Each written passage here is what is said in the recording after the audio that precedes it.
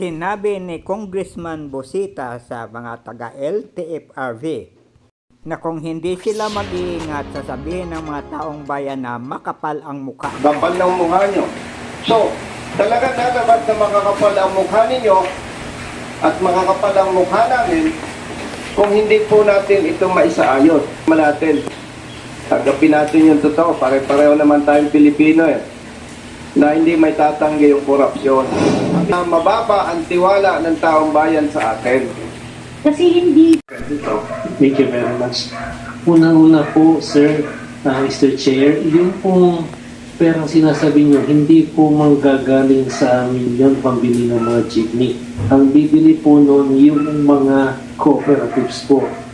Sa kanila po yun, and tama po yung sabi ninyo, dapat nga po i-revisit namin yung mga existing policies para naman ma-ensure natin na ma-preserve po yung iconic jeepney look.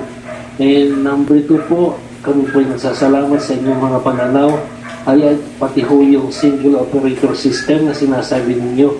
Itong lahat pong mga bagay na to, pag naupo ko kami nitong April, re-repasuin po namin at makakarating po sa inyo kung ano man po yung magiging resulta ng pag-aaral namin.